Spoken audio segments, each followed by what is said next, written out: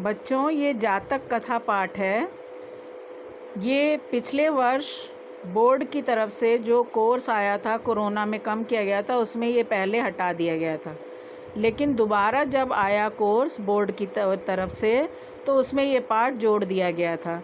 इसलिए पिछले वर्ष भी मैंने ये पाठ पढ़ा दिया था, क्योंकि संदिग्ध अवस्था थी कि आएगा कि नहीं आएगा। तो पिछले वर्ष भी मैंने ये पाठ पढ़ा दिया था, इस वर्ष भी मैं आपको ये पाठ पढ़ा दे रही हूँ। आएगा तो अच्छी बात है, नहीं आएगा तो अच्छी बात है। जातक कथा का अर्थ होता है कि ऐसी कथाएं जिनमें जातकों माने पशु पक्षियों के माध्यम से कथाएं या कहानियाँ लिखी जाती हैं। और संस्कृत में इस तरह की कहानियाँ लिखने का प्रचलन है, और इसका उद्देश्य ये होता है कि मनुष्यों को पशु पक्षियों के माध्यम से नैतिकता का पाठ पढ़ाया जाता है।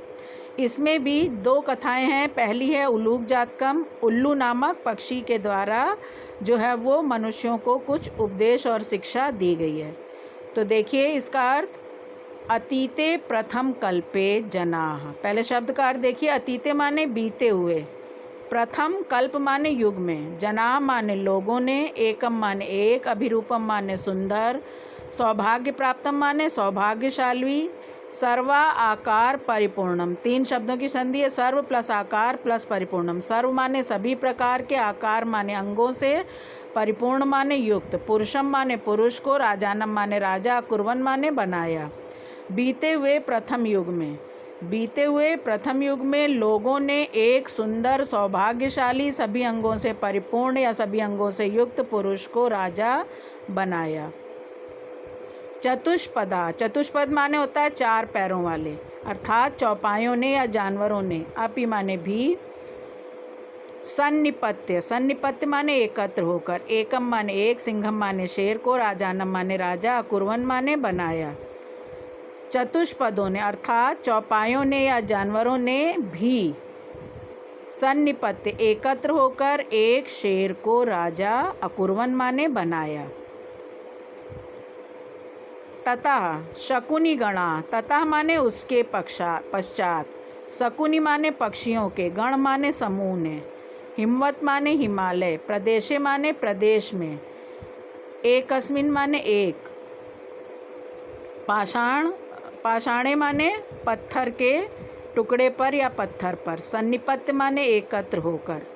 चतुष्पदेशु माने चौपायों में, सप्तमी विभक्ति। राजा माने राजा, प्रज्ञायते माने जाना जाता है, तथा माने उसी प्रकार, चतुष्पदेशु च, उसी प्रकार चौपायों में भी। फिर से देखिए, उसके पश्चात पक्षियों के समूह ने, हिमालय प्रदेश में एक पत्थर पर एकत्र होकर। मनुष्येषु है, यहाँ पर गलती से चतुष्पदेशु बोल गए थे, पहले मनुष्येषु माने मनुष्यों में, राजा, प्रज्ञायते जाना जाता है, तथा माने उसी प्रकार, मतलब जैसे मनुष्यों में राजा जाना जाता है उसी प्रकार, चा माने और, चतुष्पदेशु माने चौपायों और जानवरों में भी। फिर से ये लाइन देखिए, इसका अर्थ, अभी शब्दों का अर्थ देखा।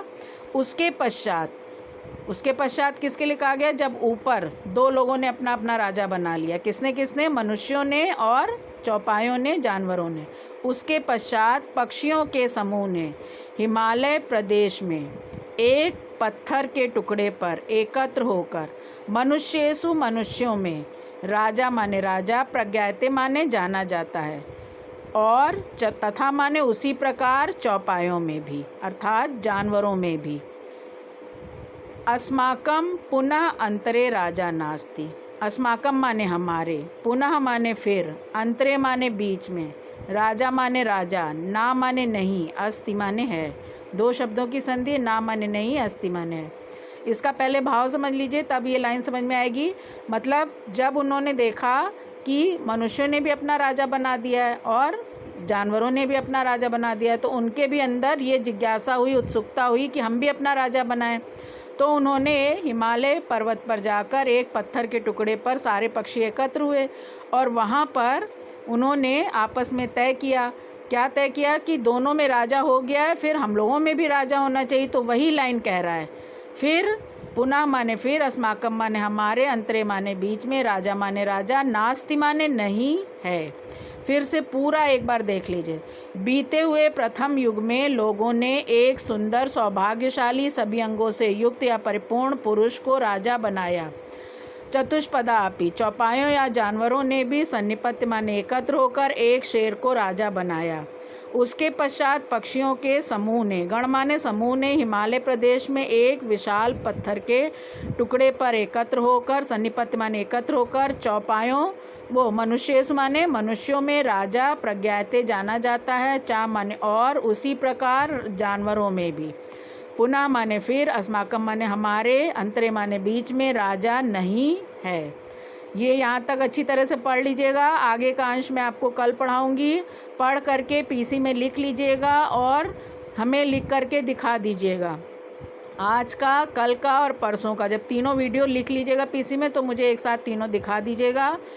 अच्छी तरह पढ़ लीजिएगा और जहाँ ना समझ में आए सोमवार को जब आपका टर्न होगा तो पूछ लीजिएगा। ठीक है? हाँ।